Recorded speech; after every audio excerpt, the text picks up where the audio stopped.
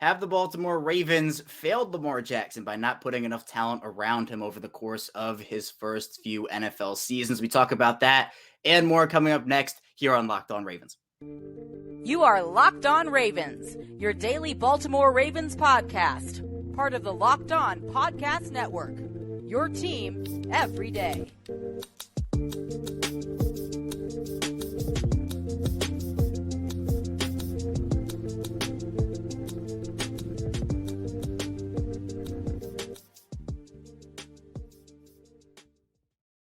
Welcome into another edition of Locked On Ravens, your daily Baltimore Ravens podcast. I'm your host, Kevin Ostreicher of Ravens Wire. We're here, of course, on the Locked On Podcast Network, your team every day. Thank you so much for tuning in, making us your first listen of the day. We're free and available on all platforms, including over on YouTube. And today's episode of Locked On Ravens is brought to you by BetOnline. BetOnline is to cover the season with more props, odds, and lines than ever before. BetOnline, where the game starts. And we are here Taco Wednesday. Is Spencer Schultz of Baltimore Beatdown back with us again. Spencer, a 10-9 ugly, messy victory for the Ravens in week 13. But what was nice about that day was our little stream over at Pickett Brewing. I had a ton of fun doing that live with you and Bobby and Cole and Jake and everybody who was there, everybody that turned out. I mean, it was a real blast.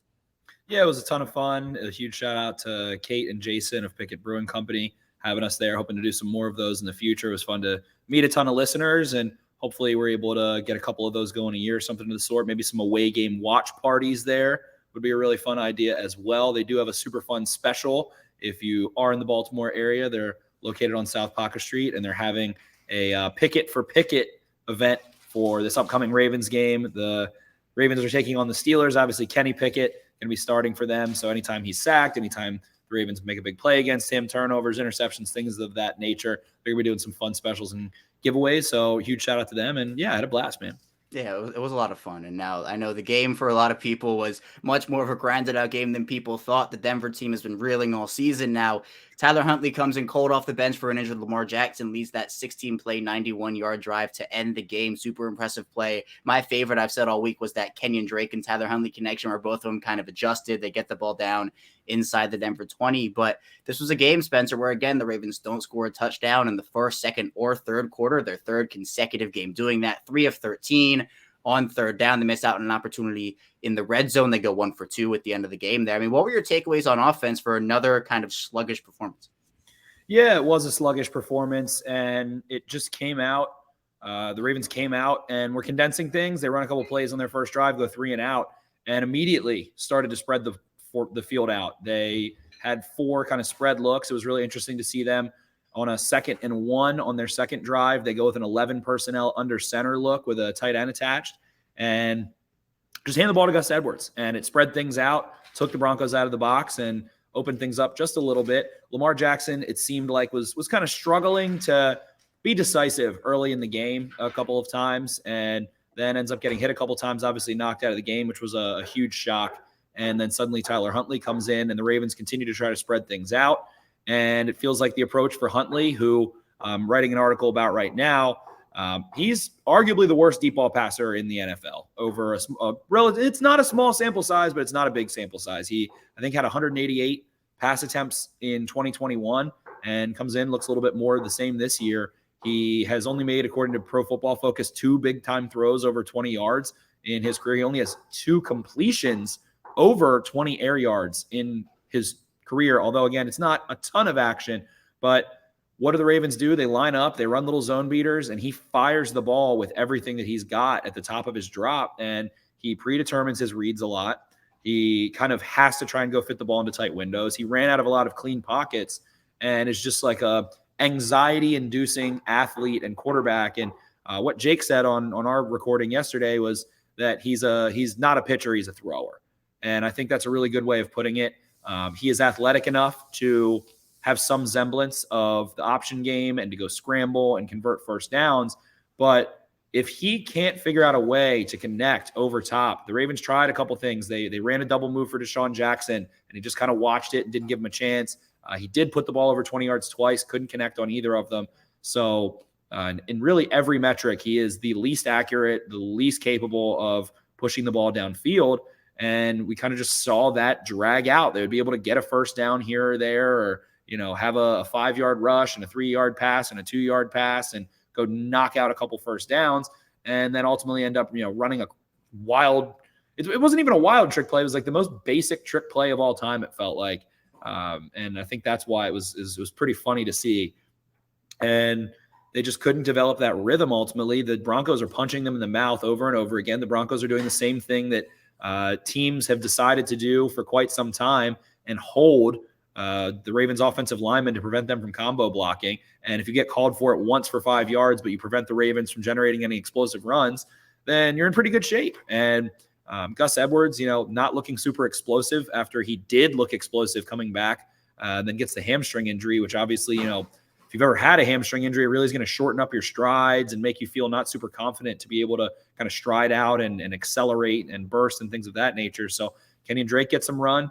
And then lo and behold, offensively, it comes down to the final drive. They end up having the longest drive of the Ravens season, starting deep in their own territory, and find a will and a way. They convert on 4th down multiple times. And then Tyler Huntley's, scramble drill creativity is kind of the shining star, it feels like, of what he's able to do. He can get the ball out in rhythm a little bit, but then when he does break the pocket, anything can happen. So that's to me, I would always rather have a mobile backup quarterback. I feel like it gives you some sort of backyard looseness that you can go create and hopefully break a couple plays and go find a way. And then he floats a fantastic ball about 12 yards to Kenyon Drake after hitting a pump fake and drawing a defender up, and gets the Ravens down, and then goes and plunges it in the end zone. So they definitely reduced the game plan for Huntley. They have a pretty set philosophy. Hey, we're going to try and help him get the ball out quickly. Going forward, however many games he plays, 1, 2, 3 is what it sounds like. Hopefully just 1, but going to have to figure out a way to manufacture something over top. You can't just keep living basically firing the ball 3, 4, 5 yards over and over and over and over and over again, especially when the Ravens just don't have an athlete like a Deebo Samuel or a Jamar Chase or someone of that sort that can go be a game breaker. And even Mark Andrews last year helped Huntley out in that capacity. We saw him against the Packers and the Rams, was breaking tackles, was sprinting 40 yards downfield, but even he's hobbled at this point. Hasn't looked like the same player since that AC sprain. Started to look a little bit more like himself in this one. So hopefully another week goes by, he feels a little better, gets better feet under him, and can go shake and bake a little bit. But the Ravens need some help this week offensively. Yeah, and Huntley ended up completing 27 passes, but only for 187 yards. So not a ton of big ones for him. But what about defensively, Spencer? The Ravens, they hold the Broncos to no touchdowns, just 3 field goals on the day. You have Greg Dulcich, who did some damage, 6 for 85. Jerry Jeudy had 4 for 65. But Russell Wilson only 189 yards passing. They only average 3.1 yards rushing per carry as a team, Denver did. So what was your overall takeaway from the defensive performance? I think the front 7 played pretty darn well. Linebackers played pretty darn well. Odafe Owe played well. Calais Campbell played well. Those guys banged around in there and ran and tackled decently and made some plays. But I was impressed with Russell Wilson, and I was really concerned about the way that Chuck Clark and Geno Stone played in this one. They were committing to the run early and often. They allowed the Broncos to float balls over top. They're lucky and fortunate that the Broncos didn't end up somehow managing like a 80-yard touchdown or something the way they were biting. Dulcich came open downfield pretty clearly due to safety error several times, and was a really dreadful performance on the back end from Stone and Clark. But Roquan Smith was a minister of madness in this one. He shut down the Broncos' run game. He made big tackles on screens. He was running around like a man possessed in this one. And I think him, along with the heroics of Tyler Huntley on the final drive, are the 2 reasons this Ravens team ultimately won. Comes down to the final drive there, and lo and behold, Russell Wilson suddenly, to the malcontent of Ravens fans, suddenly starts running a 4.5 again and is sprinting down the field, hitting hesitation moves and zipping around like it's 2012. And the Broncos seem to forget that they're not a mile high. They're at sea level, trying to kick an M&T Bank record 63-yard field goal, which I was cracking up laughing at the game. Like, there's no possible way in Justin Tucker's stadium are you going to break his record by multiple yards. So it wasn't a terribly windy day, but that south end zone Tucker has talked about, he thinks that's the hardest place to kick in all of football in any stadium. So it was funny to see that, but the Ravens did enough defensively, just enough, And it was funny, you hear after the game, Odafe Owe saying that there was kind of chatter on the sideline with the way that the Broncos defense was shutting down the Ravens offense. Hey, we're going to have to score here. And I think we saw the Ravens start trying to get aggressive and maybe a little bit too much, ripping the ball out in some things, and ended up getting away with it. But I like that mentality. I like that attitude. That's what the 2001 Ravens had to do when they didn't score a touchdown for a month. And this defense is supposed to be a group of leaders. They're going to get Marcus Williams back hopefully this week, it sounds like. So suddenly, Marcus Peters had a nice day and hopefully is able to put some woes from previous weeks behind him. Finally, you might get like a healthy-ish Marcus Peters, Marlon Humphrey, Marcus Williams, Kyle Hamilton, Roquan Smith. We'll see what happens with Patrick Queen. But thinking about early in the season when it was, Marlon Humphrey going down against the Dolphins, and, you've got like Marcus Williams newly playing again, Marcus Peters, Pepe Williams, and trying to integrate, whoever else you can, Jalen Armour Davis versus, and what we also have completely forgotten about from early in the season is that Ravens' edge group was basically Odafe Owe and Justin Houston early on in the season. They were playing, 80, 90% of snaps. And then suddenly now it's like, oh, wow, Odafe Owe is coming off the field. He looks a little sharper. Jason Pierre-Paul is having a big game. Tyus Bowser looks like he didn't miss a beat somehow off of an Achilles injury. Looks like an effective player. He's playing well in the run game, able to get a little pressure, dropping a coverage like he was last year and before. And then, Justin Houston still creating pressure. So they have a deep rotation that they can't even get David Ojabo on the field, which is a blessing in my opinion. And, I think we will ultimately see him when the injury bug does force someone to miss a game. That's unlikely that doesn't happen, but it was a really strong defensive effort, and the Ravens are going to need that defense, especially Sunday, to really be a boa constrictor against Kenny Pickett and the Pittsburgh Steelers. Right. The Ravens, that defense has been kind of dragging this offense across the finish line. Now, the offense went out there and they scored the game-winning touchdown on that drive. But my favorite stat from the defense is that although the Ravens did go 3 of 13 on third down, Denver was just 2 of 12. So Baltimore did a better job, even though their offense really, really struggled on third down. Coming up, though, in our second segment, we'll be diving into Lamar Jackson. We'll be talking about the weapons the Ravens have surrounded him with, and if the organization has failed him so far with those weapons. So be sure to stay tuned. Still a ton to dive into here on the show. But first, this episode is sponsored by Turo. Turo is the world's largest car-sharing marketplace. With Turo, you can book any car you want wherever you want it from a community of local hosts. Browse a huge selection of vehicles for just about any occasion or budget across the U.S., UK, Canada, and Australia. Book a spacious SUV or a minivan for a family road trip. Get a classic or luxury car for a special event, birthday, or holiday. Or find affordable economy cars if you're on a budget and just need to get from point A to point B. You can test drive that new electric vehicle you've had your eye on to see how it fits in your everyday life. Many Turo hosts can deliver the car right to you. Every trip is backed by liability insurance. Terms, conditions, and exclusions apply. Forget boarding up the cars and find your drive at Turo.com. We're back here, our second segment of Locked On Ravens. Kevin Oestreicher still here with Spencer Schultz of Baltimore Beatdown. And Spencer, there was a lot of chatter, especially yesterday on Twitter. I think Get Up had a couple segments on this about the Ravens and the roster they've put around Lamar Jackson.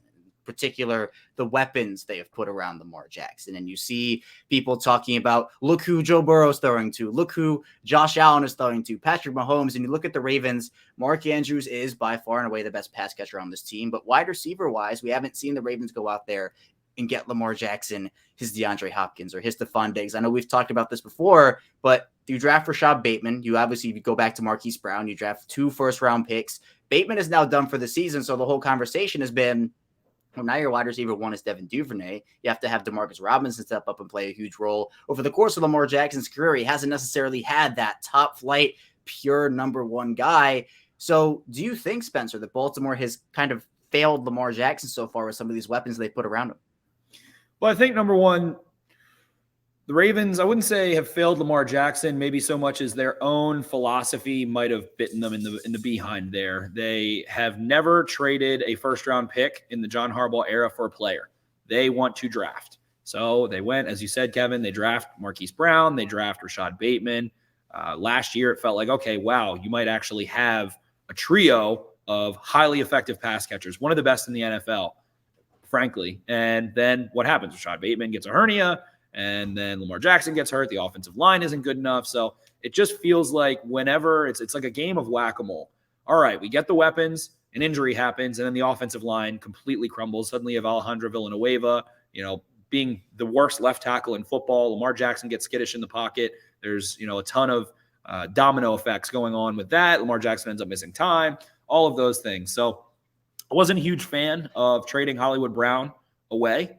I agree with, if he doesn't want to be here, what does Mike Tomlin always say? We want volunteers, not captives, not prisoners. So I understand it from that perspective. To me, Rashad Bateman was that guy. And I think we saw that over the first 2 games when he was healthy. And into the third game, they didn't get him the ball a ton. It's not like even Devontae Adams has games where he only gets targeted a couple times, but against the Patriots, he makes a couple winning plays late. And then that foot injury pops up. So to me, Rashad Bateman was going to be that guy. Could the Ravens have addressed the wide receiver position more effectively? Absolutely. But when you go look around the league, and really to preface, I guess, the difference between Rashad Bateman and Marquise Brown is that Rashad Bateman is someone that could win isolated. It was more of a well-rounded type of skill set than Marquise Brown was. Marquise Brown, very quick, smaller, not someone that's going to be able to rumble over the middle of the field a ton, but was really good in the intermediate game. When you're looking at his stats at the Cardinals right now as I'm writing this article that I mentioned earlier, he's only caught 1 ball over 20 air yards this season in Arizona. He's still not a bona fide deep threat. I don't know what has happened in his career with that, but I digress. So you come in, you're like, all right, well, we've got Rashad Bateman, who are going to go line up against number 1 corners in space and either make that team try to win one-on-one against him or bring a safety over, which is going to open up things on the other side of the field. So early in the season, we see Devin Duvernay bunched with Mark Andrews and then Isaiah Likely or Oliver or, another receiver, whatever it is. Devin Duvernay has 2 touchdowns out of bunches. Mark Andrews is playing well early in the season before he gets hurt. He's on a torrid pace, was really keeping par with Travis Kelce, on pace to put up like 1,300 yards through the first, 6 games of the year. And then the foot injury happens. So it's like, could they have prepared better? Yes. When you go look around the NFL, how many teams truly have 2 wide receivers that could fill that isolated role? The 49ers, the Bengals, maybe the Chargers, who haven't had either of their, Mike Williams or Keenan Allen for most of the season. I wouldn't say the Bills have that. I wouldn't say the Broncos have that. I'm going through here. Chris Godwin, everyone keeps talking about the Buccaneers in these conversations. Chris Godwin's coming off of an ACL. He has not looked like himself at all. The Cardinals tried to do it with Hopkins and Brown, and just now, in mid-December, are finally getting them on the field at the same time. So, the Chiefs don't have that. They don't even have one receiver that you really trust as an isolated type of guy. I think the Commanders have it. The Eagles, kind of have it. A couple other teams here and there, but it's not like you look around league-wide and it's like, all right, the Titans don't have it. The Jaguars don't have that. The Steelers doesn't feel like they do. The Seahawks are a team that does, but, maybe 7-8 teams, I guess. I'm trying to rattle through all these teams here, have 2 receivers. And guess what? If you take Stephon Diggs away from the Bills, what are they going to look like in the pass game? I don't think it's going to look nearly as good. If you take Justin Jefferson away from the Vikings, if you take, DK Metcalf or Tyler Lockett away from the Seahawks, it feels like those guys will all regress. Those pass offenses will all regress. So was Rashad Bateman enough? No, it was like Murphy's Law. It felt like everyone saw it coming. What if he goes down? So of course he goes down, but at the same time, they've had bad luck. Part of that, self-inflicted. They drafted Marquise Brown over Deebo Samuel and Metcalf and A.J. Brown and, all these other talented receivers, Terry McLaurin, with a screw in his foot. So they invited themselves to that. That is still giving Brown issues. He missed his time because of it this year.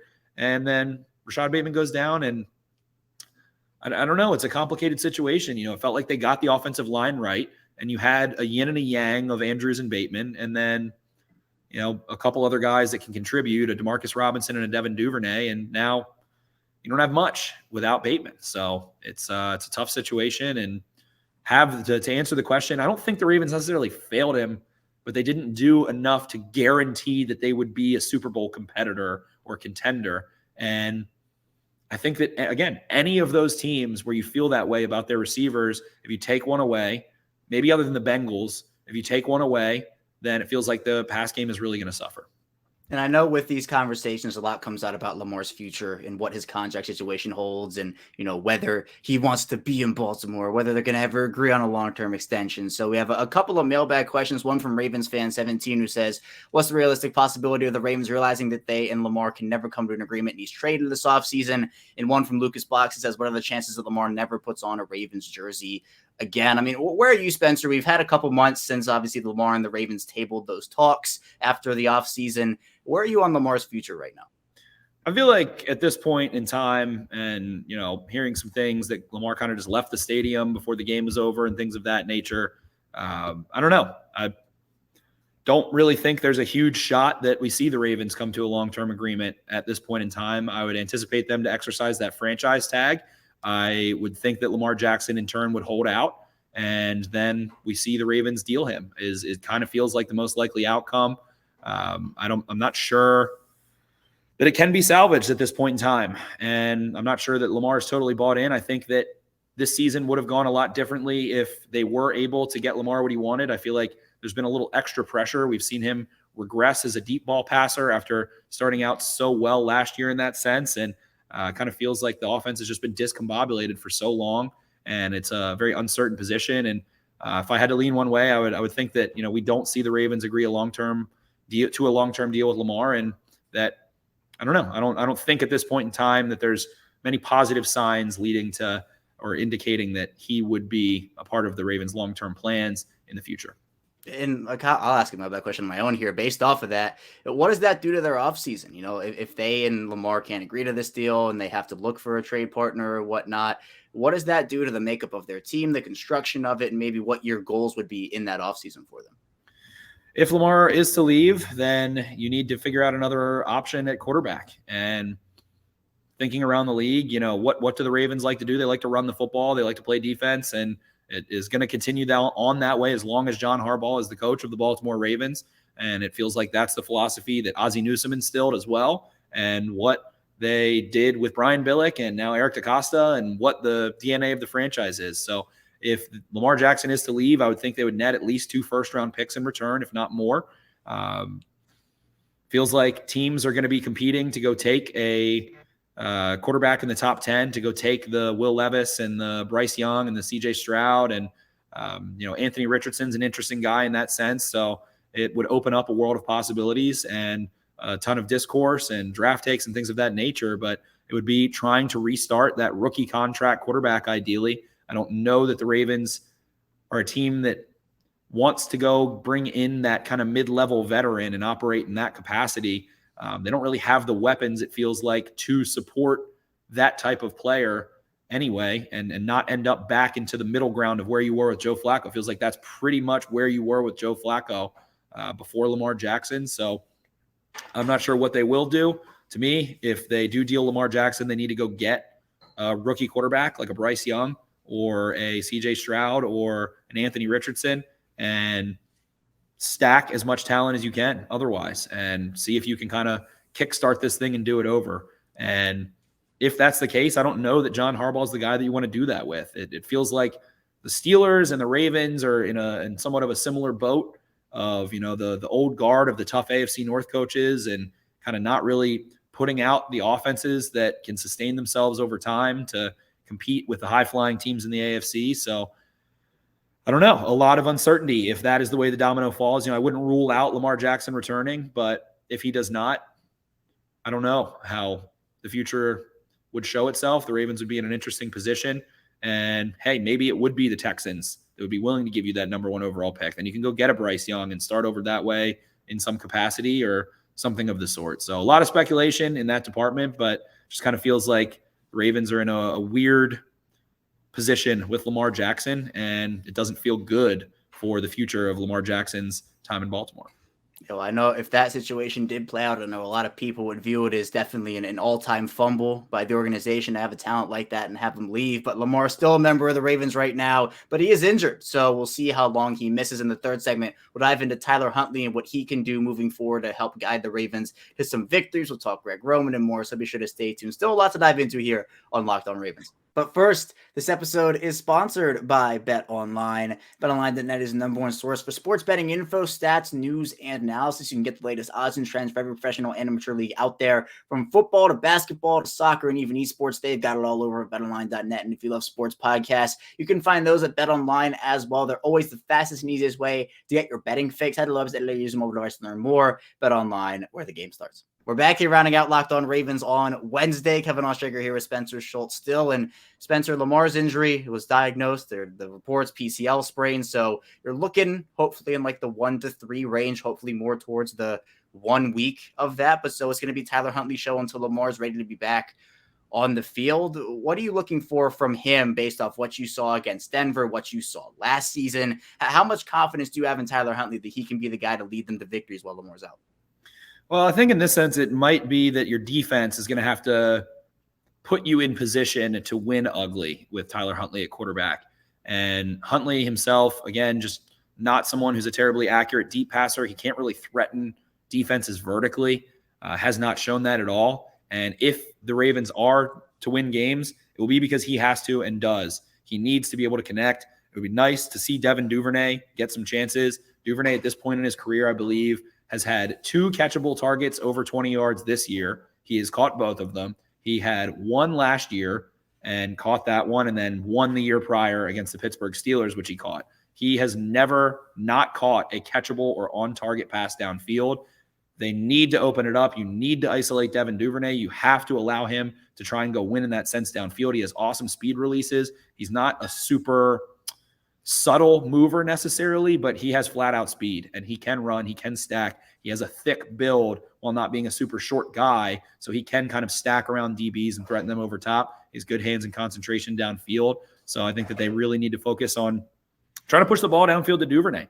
Deshaun Jackson has looked really sharp, surprisingly, against any kind of competition. He put a Broncos DB on skates and made him breakdance a little bit on a little bit of a 15-yard vertical route where he sits down and comes back, throttles down. So, him and Duvernay over top and trying to work the ball to Demarcus Robinson, who's been a nice player for the Ravens over the last month or so. But it's going to be tough sledding. The Ravens' run game doesn't feel like it's in a great place. Their offensive line got their butts kicked. If they don't have Ronnie Stanley again this week, they're going to struggle. Ronnie Stanley is a linchpin for the Ravens' run game. It is no coincidence that they struggled early in the year running the ball, and there's questions. What do we need to do? What do the Ravens need to do in their press conferences? How do you get the run game going? Well, when you have Ronnie Stanley in, who is an incredibly nimble, 6'6", 320-pound guy, as opposed to Pat McCary, who is a fine pass protector but has shorter arms, isn't an imposing guy, can't really bully guys out of his gap. That's a huge difference, and it kind of has that domino effect down the line, and it opens up what you can do in the run game on both sides to really all gaps. So to get the run game going, they need Ronnie Stanley back. It would be nice if, for once, J.K. Dobbins or Gus Edwards, they could get lucky enough to be able to grace the field for a little bit and look explosive. As soon as Dobbins starts to look explosive, he goes out. As soon as Edwards starts to look explosive, he goes out. So, with Huntley, it would be nice if there was a player that could kind of take some pressure off of him and generate some explosive gains. And if they had Ronnie Stanley to help and able to do all those kinds of things. But in the end, I feel like it's just going to be what we saw last year. Their defense is going to have to create turnovers. They might be able to manufacture a couple scoring drives on some plays to Andrews, but Rashad Bateman was big for Tyler Huntley at times last year. They don't have him, and there's no Marquise Brown to kind of go be consistent underneath in the offense. So it's going to be a little bit of a hodgepodge group that they're working with. And again, Huntley can't really push the ball downfield, so he really needs to figure that aspect out. I don't know how else to put it, but it's going to be a mixed bag of results. And if the Ravens can score, 16 points in however many games he starts at least, they'll probably give themselves a good shot to try and win at the end of the game. Yeah, and speaking of Ronnie Stanley, you do hope that he gets back, but a question from Finley Holiday says, Daniel Falele struggled against the Broncos. From a coaching perspective, what can be done to help improve his performances? We see Patrick McCary with the foot thing, kind of rotationing. So with Falele, Spencer, what are you looking for in terms of improvements from him and how that can be fixed up? Yeah, Falele started to look sharp at certain points earlier in the season, but he has not consistently gotten depth in his pass sets, and especially in true pass sets. So he needs to just move those big old feet, man. That's really the key for him. He needs to be a little lower, get those feet moving off the snap, and then use his length to wash players inside or outside. He has ungodly long arms, and they're not, skinny NBA arms. They're, meat cleavers that he has at 6'9", and he just needs to get himself in position to just allow edge rushers to commit one way or the other and then ride them around the pocket or wash them inside. So keeping his head on a swivel is imperative, especially when the Ravens are sliding to the left. He really blew an assignment early in the game last week that ended up in a sack of Lamar Jackson. So again, it's just, they could really use Ronnie Stanley, but Faalele needs to really, really, really just focus on getting depth in his pass sets and continue to put in that work. Well, and also there's a question from James K about receiver separation. He goes, why can't our receivers get separation? And how can that be fixed schematically? Andrews is obviously dinged up, so he can't pick up the slack. Where are you with that? Well, separation, there's two kinds of separation. There's separation against man coverage and there's separation against zone coverage. The Ravens don't see a ton of man coverage. They don't really get the opportunity to go shake someone and not have another player in another zone somewhere along, the middle of the field or wherever it is. So with Huntley not being able to push the ball downfield, there might be some room to rumble over top. You have to try and take some shots. It would be nice to see some scissors concepts, some more crossers and things. You really need to spread the field out, and getting separation against zone coverage, which the Ravens see, is making the zones bigger, forcing defenders to cover a larger area within their zones. And that way you can have mistakes in coverage and go find those areas. But I think the Ravens receivers did get separation last week at times. We saw Devin Duvernay down towards the 5-yard line, kind of have a sliding incompletion. He lines up as the number 2 to the left slot on the left side and just runs a simple dig, runs 40 yards across the field between zones, wide open most of the time. And Tyler Huntley is just looking left and right so quickly, I don't know how you could even see anything, and then rolls out and tries to go hit Duvernay and puts it behind him. So I think it's a matter of just playing a little bit more calmly, trusting the offensive line to hold up, having good ball security in the pocket. If you're going to do so, don't run out of clean pockets unless you see a easy opportunity to go pick up 5-10 yards or more in a scramble, and just let those receivers run through zones and try and have that rhythm and timing while hitting them. So it's a little different. Devontae Adams getting man coverage with the safety over top and being able to shake someone. It's a little different than what the Ravens get a lot of the time. It's a lot of zone coverage, running through zones, trying to force defenders to pass off, forcing them to be in high-low situations where they have to commit low or they have to, pass something off, and just need to continue trying to find those key reads pre-snap and hit guys when they're open.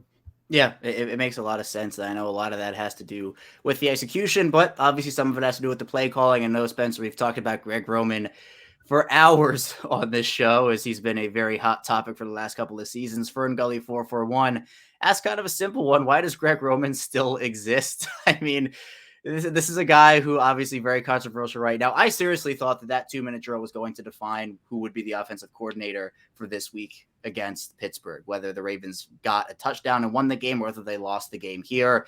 Obviously, we're very far into the week already. It's Wednesday, so there's not going to be a firing at this point in the week. Obviously, the Stanford interest has been reported as mutual here, but there was another non-inspiring offensive performance. Now, there is the situation where Jackson goes out, Huntley has to come in, cold off of the bench, but where are you with Greg Roman right now after another kind of sluggish performance?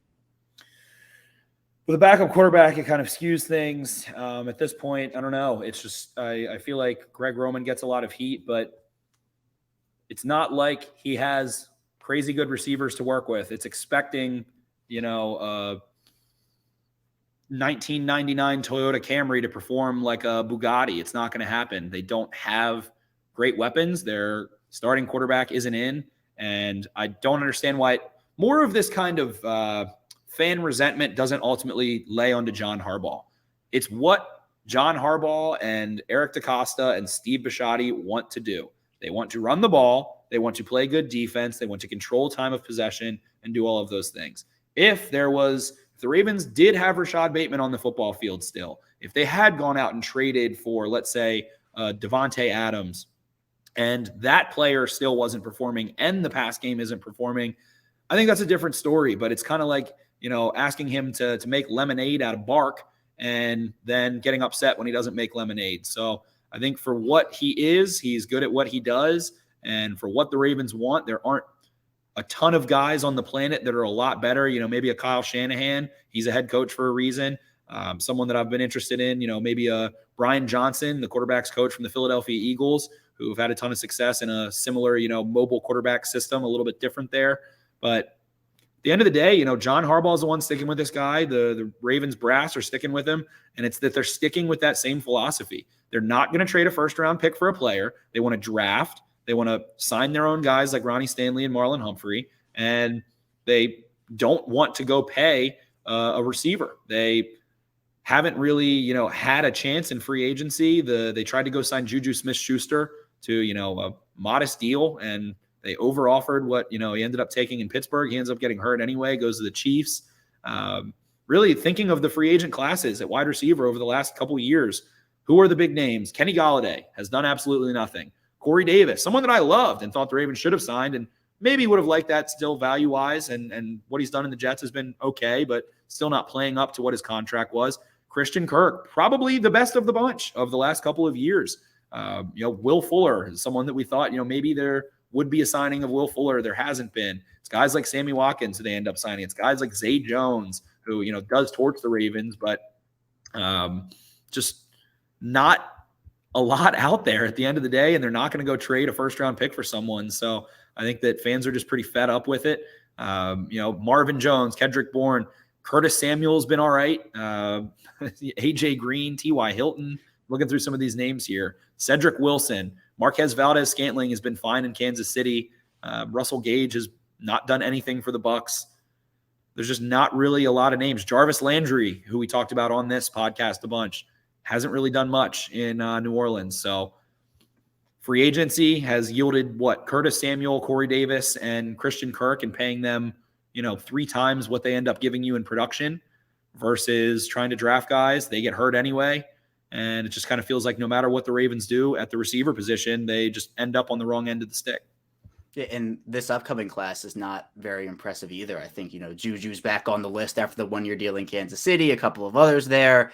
And so that they're in a spot where you're right. Their philosophy is their philosophy. They don't pay attention to the outside noise. They do what they want to do, which I think any organization should. But at the same time, I think a lot of people are ready for this team to make that parting of ways with a first-round pick. Go out there and get a guy. But what makes it even difficult to do that this offseason is the fact that they don't have a second-round pick anymore. So would the Ravens really realistically wait until the 3rd round to pick a guy in a draft where we have heard Eric DeCosta speak about how they value the picks, how they value the compensatory formula?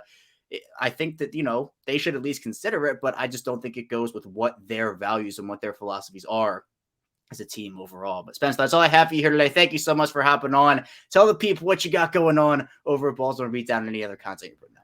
Yeah, I got some articles coming out this week. We'll be doing the Money Down series. You mentioned it earlier. The Ravens somehow manage every single week since I've started the Money Down series to outperform their opponents on 3rd and 4th down, ultimately. So they've been one of the better teams on 3rd and 4th down in the league.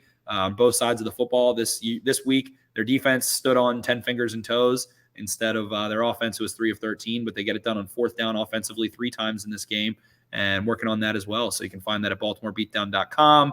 You can find Spenny's football channel on YouTube. You can find anything else on Twitter at Ravens4Dummies. Thank you so much. And go give 5 stars to the man who rewards you with the best daily Ravens coverage. Have a great week, and I'll talk to you guys next week. A huge, huge thanks to Spencer for hopping on, giving his knowledge, giving his insight into this Ravens team. Again, Baltimore has that big Week 14 matchup with the Pittsburgh Steelers on the horizon here. That's all I have for you here today, though, on Locked on Ravens. Thank you so much for tuning in. Be sure to hit that like button, subscribe on YouTube, and follow along anywhere you get your audio podcast. When we get back here tomorrow, we'll be diving into more Ravens content, so be sure to stay tuned for that, and I'll see you right back here tomorrow.